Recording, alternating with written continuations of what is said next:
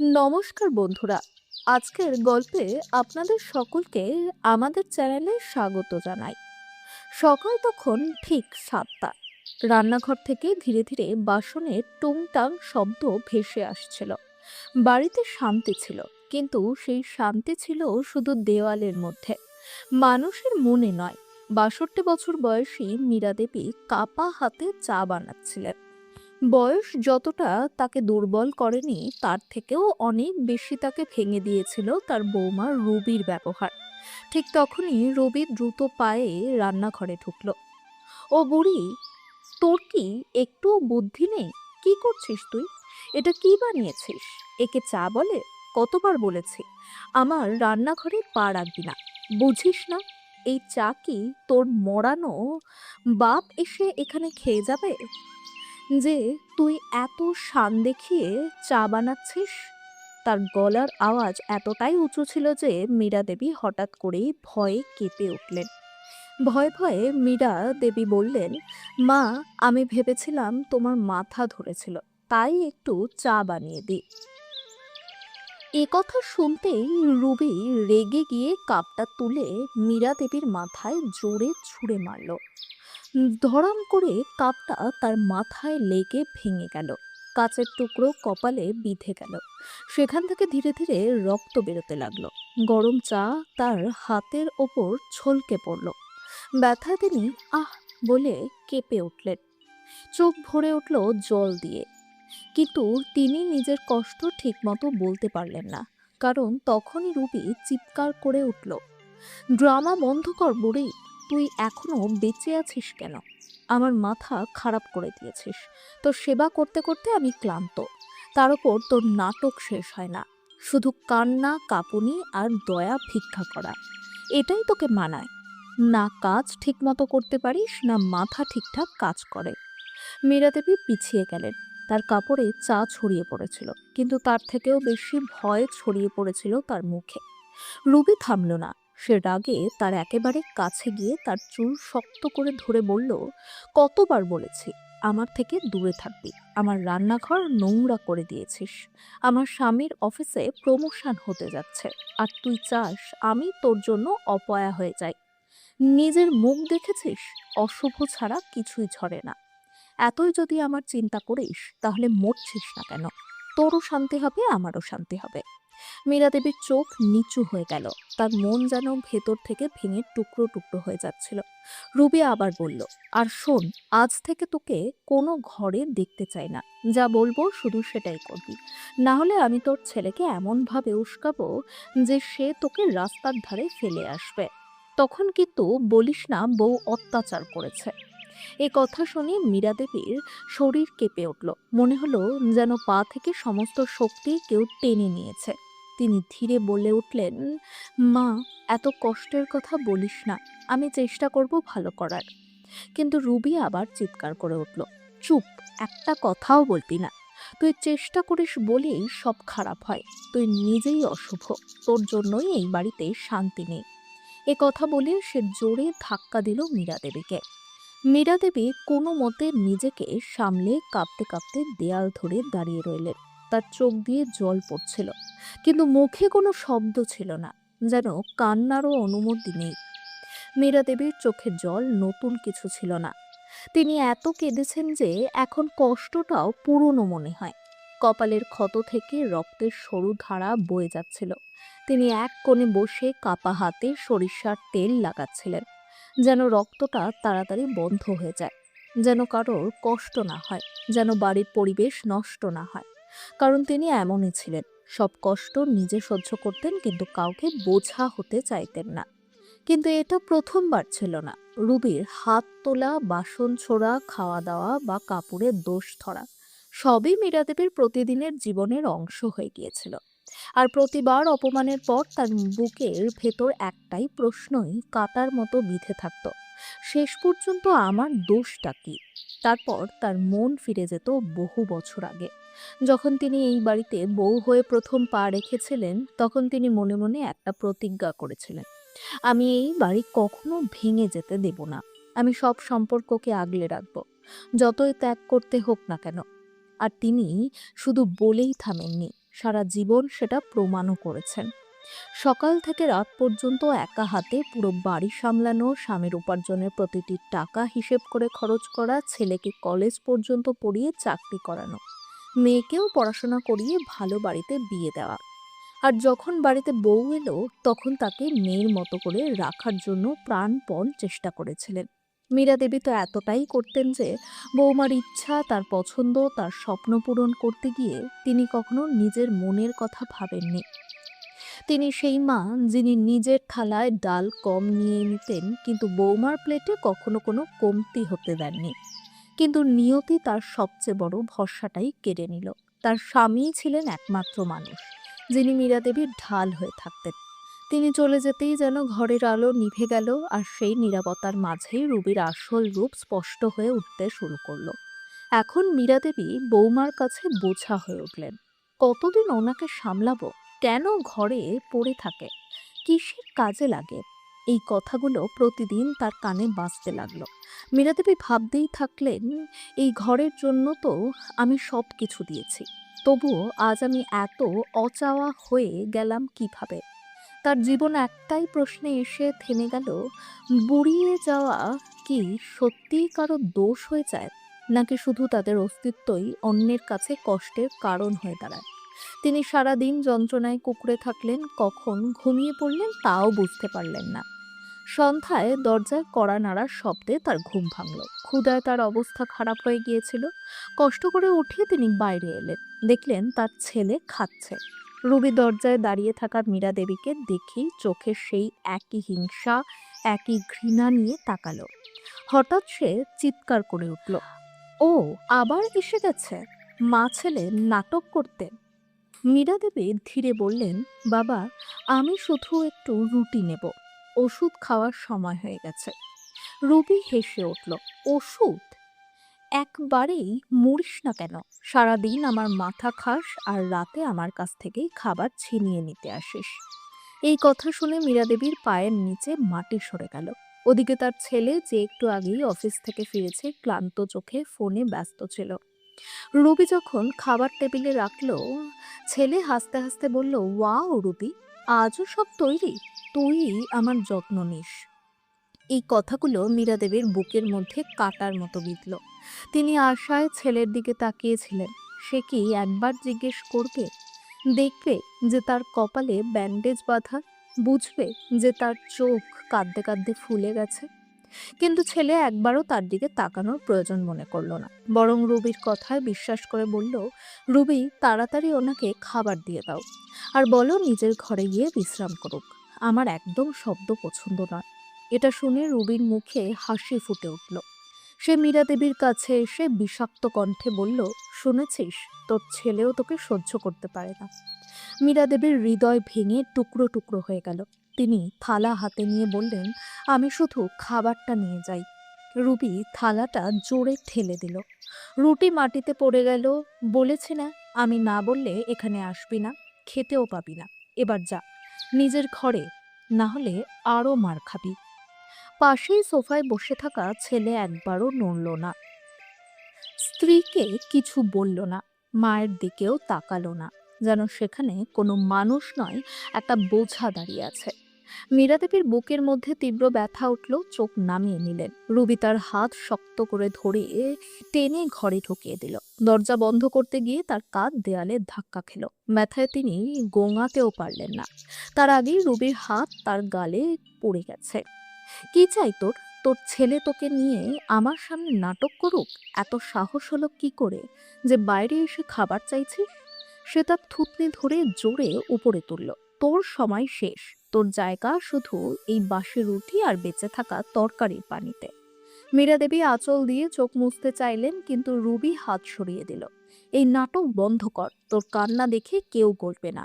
আবার খাবারের সময় বাইরে বেরোলে তোকে বাড়ি থেকে বের করে দেব। মীরা দেবী চুপ করে দাঁড়িয়ে রইলেন। চোখ ফুলে গেছে, কপাল থেকে রক্ত পড়ছে। রুবি বাসি রুটির থালা বিছানায় ছুঁড়ে দিয়ে বলল, নে খা, তোর যোগ্যতার খাবার।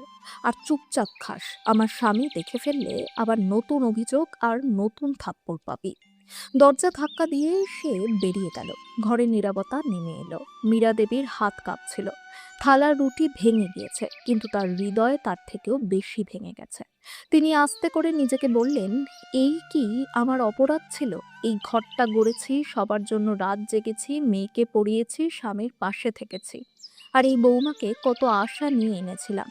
সকালে সূর্যের আলো ঘরে ঢুকলো, কিন্তু মীরা দেবীর জন্য সেটা কোনো নতুন সকাল ছিল না। একই অপমান আর যন্ত্রণার আরেকটি দিন। রাতভর তিনি ঘুমোতে পারেননি। সকালে দেখলেন বাসি রুটি এখনো সেভাবেই পড়ে আছে। শরীর ব্যথায় ভরা, কিন্তু পেটের আগুন সবচেয়ে বেশি জ্বলছে। আজ রবিবার। রুবি দেরি করে ওঠে, ছেলে অফিসে যায় না। মীরা দেবী ভাবলেন আজ হয়তো একটু শান্তি পাবেন। চুপচাপ রান্নাঘরে গিয়ে পানি খাবেন। ধীরে দরজা খুলে রান্নাঘরে ঢুকলেন। দেখলেন গ্যাসের চুলা নোংরা, দুধ উপচে পড়ে আছে। তার খারাপ লাগলো। ভাবলেন রুবি যদি দোষ দেয়, পুরনো অভ্যেসে কাপড় নিয়ে পরিষ্কার করতে শুরু করলেন। তিনি জানতেন না এটাই তার সবচেয়ে বড় ভুল হতে চলেছে। হঠাৎ রুবির চিৎকারে ঘর কেঁপে উঠল। ও বুড়ি, আবার আমার রান্নাঘরে ঢুকেছিস? হাত দিতে মানা করিনি? মীরা দেবী ভয় পেয়ে গেলেন। কাপড় হাত থেকে পড়ে গেল। রুবি রাগে ফেটে পড়ে বলল, এটা কি করেছিস? আমার সব জিনিস নষ্ট করে দিয়েছিস। আমি সকালে চায়ের জন্য আলাদা করে জিনিস রেখেছিলাম। কোথায় সেগুলো? মীরা দেবী কাঁদতে কাঁদতে বললেন, আমি তো শুধু পরিষ্কার করছিলাম। চুপ, একদম চুপ। রুবি তার হাত শক্ত করে ধরে বলল, তুই কি ভাবিস পরিষ্কার করে আমার ওপর উপকার করছিস? তুই সবকিছু নষ্ট করে দিয়েছিস। আজ আমি শপিংয়ে যাওয়ার কথা ছিল, আর তুই চাইছিস আমার ভাগ্যটাই খারাপ হয়ে যাক। আমি নিজের হাতে সব গুছিয়ে রেখেছিলাম, আর তুই সব মাটিতে মিশিয়ে দিলি। এইবার রুবির রাগ যেন সব সীমা ছাড়িয়ে গেল। হয়তো তার মনে আগে থেকেই অনেক ক্ষোভ জমেছিল, আর মীরা দেবীর এই ছোট্ট ভুলটাই সেই রাগের আগুন জ্বালিয়ে দেওয়ার জন্য যথেষ্ট ছিল। সে মীরা দেবীর হাত আরো জোরে চেপে ধরল এবং রান্নাঘর থেকে টেনে হিচড়ে লিভিং রুমে নিয়ে এলো। মীরা দেবী যন্ত্রণায় কুঁকড়ে যাচ্ছিলেন। বাবা, ছেড়ে দে, খুব ব্যথা করছে। ঠিক তখনই আওয়াজ শুনে তার ছেলে লিভিং রুমে এসে বলল, কি হয়েছে রুবি? সকাল সকাল এই ঝামেলা কেন? রুবি মীরা দেবীকে ধাক্কা দিল। তিনি প্রায় মেঝেতে পড়ে যাচ্ছিলেন। তারপর স্বামীর দিকে ফিরে বলল, দেখো তোমার মাকে। কতবার বলেছি আমার রান্নাঘরে হাত দেবে না, কিন্তু শোনে না। পুরো রান্নাঘর নোংরা করে দিয়েছে। আমার রাখা জিনিসপত্র সব এলোমেলো করে দিয়েছে। আজ আমার শপিংয়ে যাওয়ার কথা ছিল, আর আমি চাই না সকালে কোনো অশুভ কিছু হোক। এই বুড়িটা ইচ্ছা করেই এসব করে, যাতে আমাদের ক্ষতি হয়। ছেলে তার স্ত্রীর মুখে রাগ আর হতাশা দেখে সঙ্গে সঙ্গে নরম হয়ে গেল। তার চোখে মায়ের জন্য কোনো সহানুভূতি ছিল না, ছিল শুধু বিরক্ত। সে মায়ের দিকে তাকিয়ে বলল, মা, তুমি বোঝো না কেন? রুবি যা বলছে সেটা মেনে নাও। কেন রোজ রোজ ঝগড়া করো? মীরা দেবী ছেলের দিকে তাকালেন, চোখে জল ভরা। বাবা, আমি তো শুধু পরিষ্কার করছিলাম। চুপ! রুবি চিৎকার করে উঠল, অনেক হয়েছে। আমি আর এক মুহূর্ত এই অশুভ জিনিসটাকে আমার বাড়িতে রাখতে পারবো না। সারাক্ষণ নাটক, সারাক্ষণ নোংরা। আজ একে বাড়ি থেকে বের করতেই হবে। ছেলে প্রথমে একটু দ্বিধায় পড়ল। রুবি, তুমি কি বলছো? উনি তো মা। রুবি ব্যঙ্গ করে বলল, এ মা নয়, এটা একটা বোঝা। আর যদি আজ এটা এই বাড়িতে থাকে, তাহলে আমি শপথ করছি আমি এই বাড়িতে এক মুহূর্তও থাকবো না। তোমাকে বেছে নিতে হবে, আমি না তোমার এই নাটকবাজ মা। ছেলে দ্বিধায় পড়ে গেল, কিন্তু তার আনুগত্য ছিল স্ত্রীর প্রতি। রুবির রাগের ভয় আর নিজের প্রমোশনের লোভ দুটোই তাকে চাপে ফেলেছিল। সে গভীর নিঃশ্বাস নিল, যেন খুব বড় কোনো সিদ্ধান্ত নিতে যাচ্ছে। তারপর মায়ের দিকে তাকালো। তার চোখে আর কোনো মমতা ছিল না। ঠিক আছে রুবি, সে বলল, গলায় কঠোরতা। তুমি যা বলছো সেটাই হবে। মীরা দেবীর হৃদয় ভেঙে চুরমার হয়ে গেল। তিনি বিশ্বাসই করতে পারলেন না যে ছেলেকে সে লালন পালন করে বড় করেছেন, সেই আজ তাকে বাড়ি থেকে বের করে দিতে রাজি হয়ে গেছে। রুবি সঙ্গে সঙ্গে গাড়ির চাবি তুলে নিল। চল বুবি, অনেক হয়েছে তোর নাটক। আজ তোকে তোর আসল জায়গা দেখাই। মীরা দেবী কিছুই বুঝতে পারছিলেন না। তার ছেলে চুপচাপ দাঁড়িয়ে দেখছিল, যেন সে এই ঘটনার অংশই নয়। রুবি তার হাত ধরে টেনে নিয়ে গেল। এইবার তার মধ্যে কোনো দ্বিধা বা সহানুভূতি ছিল না।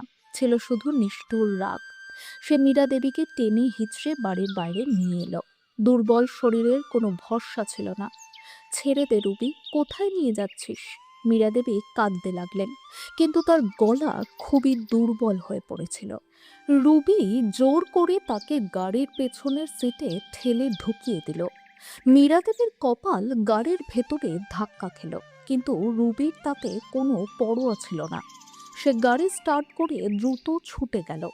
মীরা দেবী গাড়ির জানালা দিয়ে নিজের বাড়িটার দিকে তাকিয়ে রইলেন, যা ধীরে ধীরে দূরে সরে যাচ্ছিল। তার চোখ থেকে অঝরে জল পড়ছিল, আর তার মনে একটাই প্রশ্ন ঘুরছিল, আমার দোষটা কি ছিল? রুবি শহরের বাইরে এক নির্জন জায়গায় গাড়ি থামালো।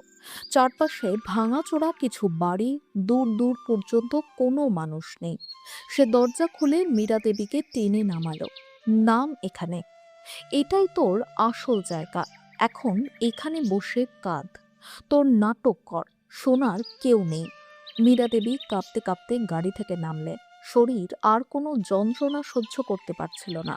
তিনি শুধু দাঁড়িয়ে রইলেন, চোখ স্থির রুবির মুখে। হঠাৎ ছেলের কথা মনে পড়ল। রুবি, আমার ছেলে, আমি কোথায় যাব? রুবি বিষাক্ত হাসি দিয়ে বলল, তোর ছেলে? তার এখন তোর জন্য কোনো চিন্তা নেই। এখন তুই এখানেই থাকবি, যেখান থেকে এসেছিস সেখানে যা।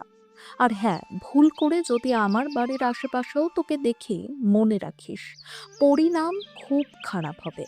এই বলে রুবি গাড়ির দরজা বন্ধ করে দ্রুত চলে গেল।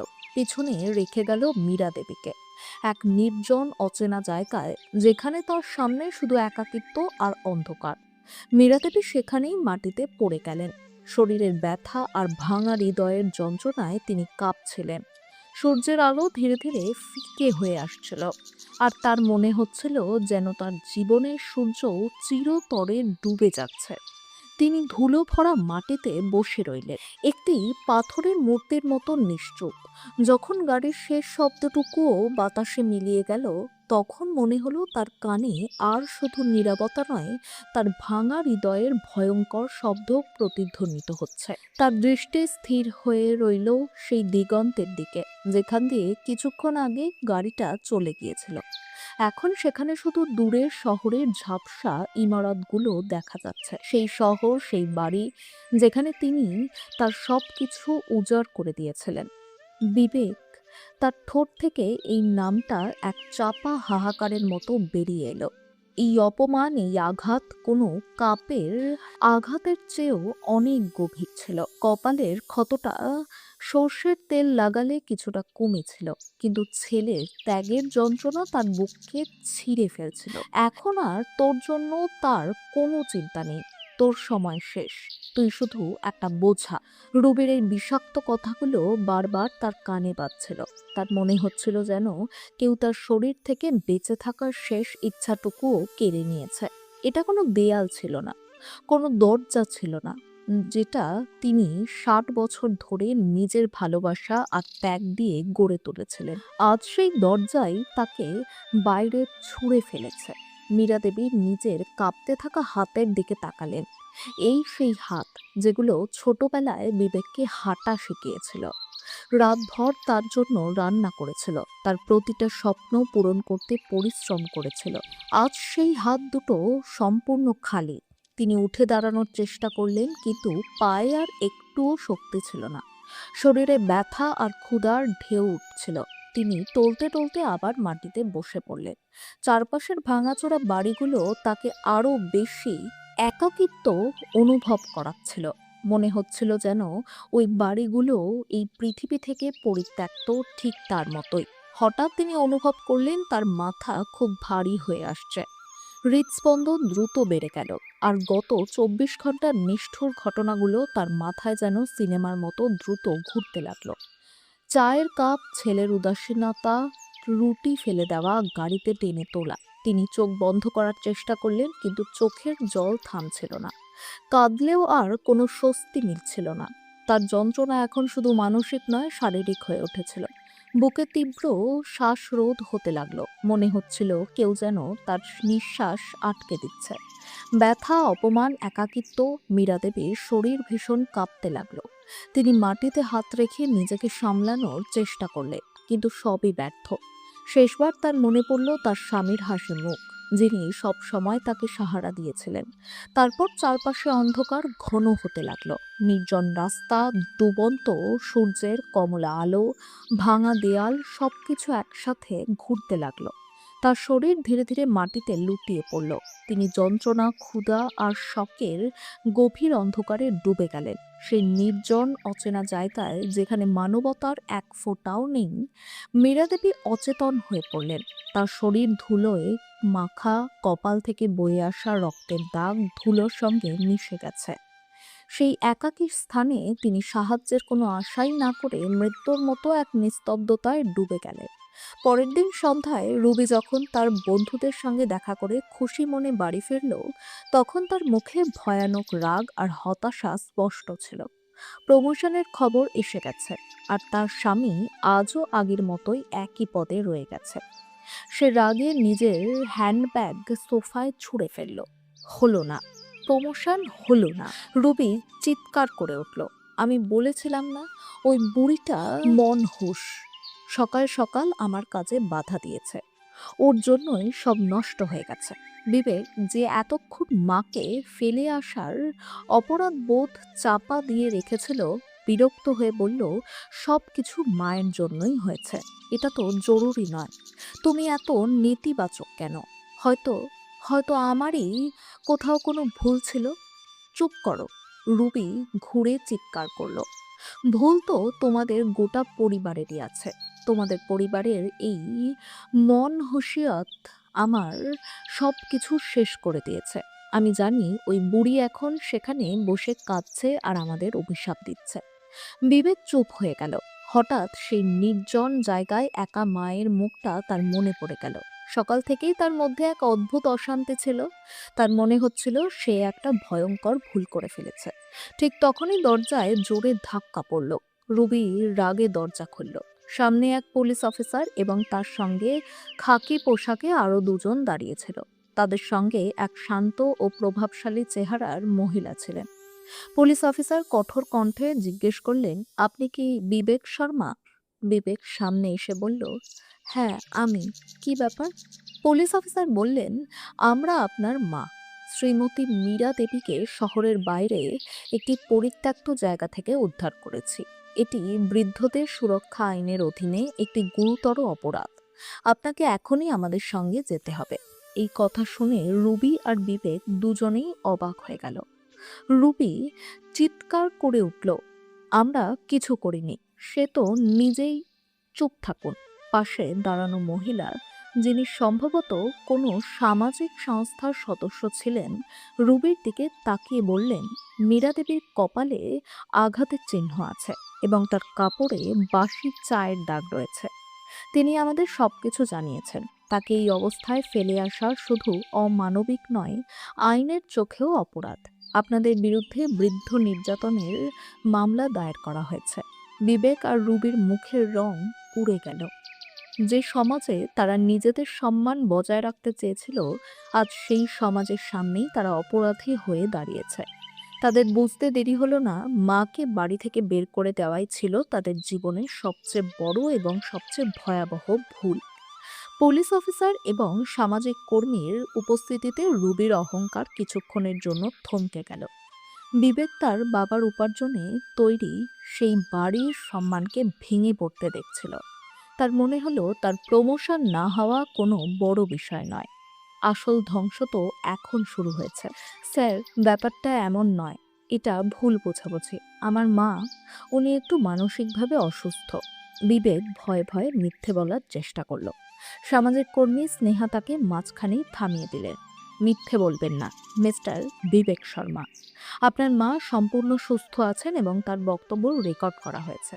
তিনি আমাদের কপালের আঘাত, প্রতিদিনের অপমান এবং গত রাতে না খাইয়ে রাখার সবকিছুই বলেছেন। আর হ্যাঁ, আপনি যখন চুপচাপ দাঁড়িয়ে আপনার স্ত্রীকে তাকে টেনে হিঁচড়ে নিয়ে যেতে দেখছিলেন, সেটাও একটি অপরাধ। গৃহ হিংসাকে প্রশ্রয় দেওয়া। রুবি বুঝতে পারল পরিস্থিতি তার হাতের বাইরে চলে গেছে। সে সঙ্গে সঙ্গে নাটক শুরু করলো। ও স্যার প্লিজ, আমি তো শুধু রাগের মাথায় বলেছিলাম, আমি কখনো এমন কিছু করিনি। আমি আমার শাশুড়িকে খুব ভালোবাসি। এটা আমার স্বামীকে আমার থেকে দূরে সরানোর ষড়যন্ত্র। পুলিশ অফিসার কঠোর স্বরে বললেন, আপনার নাটক এখন কোর্টে চলবে। ম্যাডাম, এই মুহূর্তে আপনাদের দুজনকেই আমাদের সঙ্গে থানায় যেতে হবে। পরবর্তী কয়েকটা দিন বিবেক আর রবির জন্য নরকের মতো হয়ে উঠল। তাদের থানায় নিয়ে যাওয়া হলো, যেখানে অপমানজনক প্রশ্নের মুখোমুখি হতে হলো। অনেক কষ্টে তারা জামিন পেল, কিন্তু তাদের নাম মিডিয়ায় ছড়িয়ে পড়ল বৃদ্ধ মা বাবাকে বাড়ি থেকে তাড়ানো ছেলে বউ হিসেবে। বিবেকের বস তাকে নৈতিক অবক্ষয়ের অভিযোগে নোটিশ পাঠালেন। যে প্রমোশনের স্বপ্ন সে দেখেছিল এখন তার চাকরিটাই চলে যাওয়ার মুখে। রুবির বন্ধুবান্ধব আর কিটি পার্টির সঙ্গিনীরা তাকে বৃদ্ধদের নির্যাতনকারী বলে দূরে সরিয়ে দিল। তার পুরো সামাজিক পরিসর ভেঙে গেল। বাড়িতে এখন আর শান্তি নেই, নিস্তব্ধতা। সেই নিস্তব্ধতা যা অপমান, ভয় আর একাকিত্বে ভরা। রুবি যে সব সময় পরিষ্কার পরিচ্ছন্ন বাড়ি চাইতো, এখন ঘরের কোণে কোণে ময়লা জমতে দিচ্ছে, কারণ সে নিজে কখনো ঘরের কাজ করতে অভ্যস্ত ছিল না। আর এখন সেই বুড়িও নেই যে তার জন্য সব করত। এক রাতে রুবির তীব্র জ্বর হলো, আর সে সারা রাত কষ্টে কাতরাতে লাগলো। বিবেক, যে একসময় মায়ের সেবা করতে ক্লান্ত হয়ে যেত, সেই সারা রাত তাকে পানি আর ওষুধ খাওয়াতে লাগলো। সেই রাতেই হঠাৎ তার মনে পড়ল, ছোটবেলায় সে অসুস্থ হলে তার মা কিভাবে সারা রাত জেগে তার কপালে ঠান্ডা পানি দিতেন। বিবেক কাতরাতে থাকা রুবির দিকে তাকিয়ে ভাবল, মাও তো ঠিক এমনই কষ্টে ছিলেন যখন কাপ তার মাথায় লেগেছিল, আর তখন রুবি তাকে বকছিল। আজ রুবি অসুস্থ হলে তার হাত পা কেঁপে যাচ্ছে, কিন্তু মা তো নিজের কষ্ট সত্ত্বেও কখনো অভিযোগ করেননি। প্রথমবারের মতো বিবেক আয়নায় নিজের দিকে তাকালো। তার মুখে প্রমোশন না পাওয়ার দুঃখ নয়, নিজের কাজের জন্য গভীর অনুশোচনা ফুটে উঠেছিল। সে রুবিকে কখনো ক্ষমা করতে পারেনি, কিন্তু মাকে বাড়ি থেকে বের করে দিয়ে সে নিজেকে আরো বড় অপরাধী বানিয়ে ফেলেছে। পরের দিন সাহস করে বিবেক স্নেহাকে ফোন করলো। ম্যাম, আমি আমার মায়ের সঙ্গে দেখা করতে চাই। আমি জানি আমি আর রবি খুব বড় ভুল করেছি। আমি ক্ষমা চাইতে চাই। স্নেহা ঠান্ডা স্বরে বললেন, মীরা দেবী এখন আর আপনার বাড়িতে নেই, এবং তিনি সেখানে ফিরতেও চান না। তিনি আমাদের মায়ের আঁচল বৃদ্ধাশ্রমে খুব ভালো আছেন, শান্তিতে থাকছেন। আপনি যদি ক্ষমা চাইতে চান তাহলে কোর্টের মাধ্যমে যোগাযোগ করতে পারেন। এই কথা শুনে বিবেক আর রুবি শেষ আশা নিয়ে বৃদ্ধাশ্রমে যাওয়ার সিদ্ধান্ত নিল। তারা বৃদ্ধাশ্রমে পৌঁছালো। সেখানে পরিবেশ ছিল শান্ত আর সুন্দর। তারা মীরা দেবীকে দেখল, তিনি অন্য বয়স্কদের সঙ্গে হাসি আড্ডায় মেতে আছেন। মীরা দেবী তাদের দেখলেন। তার মুখে রাগ বা ঘৃণা ছিল না, ছিল শুধু গভীর বিষাদ। বিবেক তার পায়ে লুটিয়ে পড়ল। মা, আমাকে ক্ষমা করে দাও। আমি খুব বড় ভুল করেছি। আমি জানি তুমি আমাদের ক্ষমা করতে পারবে না, কিন্তু প্লিজ বাড়ি ফিরে চলো। আমি সব ঠিক করে দেব। রুবিও হাঁটু গেড়ে বসে পড়ল। তার চোখের জল সত্যিকারের ছিল, কারণ সে তার জীবনের সব সম্মান, সুখ আর আরাম হারিয়ে ফেলেছিল। মা, আমি দানব ছিলাম, আমি অন্ধ হয়ে গিয়েছিলাম। আমাকে ক্ষমা করে দিন। আমি আপনার সেবা করব। আপনি যেমন বলবেন আমি তেমনই করব। মীরা দেবী ধীরে করে ছেলের কাঁধে হাত রাখলেন। তার চোখে জল ছিল, কিন্তু তিনি তা মুছে ফেললেন। বিবেক, তিনি নরম স্বরে বললেন, তুমি আর রুবি আজ আমার কাছে এসেছো, এটা জেনে আমি শান্তি পেলাম। তোমরা আমাকে যে কষ্ট দিয়েছো তা সময়ের সঙ্গে হয়তো মুছে যাবে। তারপর তিনি গভীর নিঃশ্বাস নিয়ে শান্ত কিন্তু দৃঢ় কণ্ঠে বললেন, কিন্তু বাবা, আমি এই বাড়ির জন্য আমার পুরো জীবন দিয়েছি, আর তোমরা আমাকে এক ঝটকায় এক নির্জন জায়গায় ফেলে দিয়েছ। যে বাড়িতে আমি ভালোবাসা পাইনি, সেখানে আমি আর ফিরতে চাই না। এই বৃদ্ধাশ্রমই এখন আমার মায়ের আঁচল, যেখানে আমি সম্মান আর শান্তি পেয়েছি। আমি তোমাদের ক্ষমা করি, কারণ তুমি আমার ছেলে, কিন্তু আমি আর তোমাদের বাড়ি ফিরে যাব না। বিবেক আর রবি স্তব্ধ হয়ে গেল। তারা ভেবেছিল মা তো মমতার প্রতীক, একবার বললে গলে যাবেন। কিন্তু মীরা দেবী প্রথমবার নিজের জন্য, নিজের সম্মানের জন্য একটা সিদ্ধান্ত নিয়েছেন। তিনি হালকা হাসি দিয়ে বললেন, এখন তোমরা যাও। আর হ্যাঁ, এখন থেকে তোমাদের নিজেদের জীবন আর কাজ নিজেদেরই সামলাতে হবে। এটাই আমার শেষ আশীর্বাদ। বিবেক আর রুবি কাকুতি মিনতি করতে চাইলেও কিন্তু মীরা দেবী শান্তভাবে ঘুরে গেলেন এবং আবার তার সঙ্গীদের সঙ্গে কথা বলতে শুরু করলেন। তারা দুজন লজ্জিত, অনুতপ্ত আর ভাঙা হৃদয় নিয়ে সেই বৃদ্ধাশ্রম থেকে বেরিয়ে এলো একটা শিক্ষা নিয়ে। মায়ের ভালোবাসার মূল্য টাকা বা অহংকারের চেয়ে অনেক বেশি।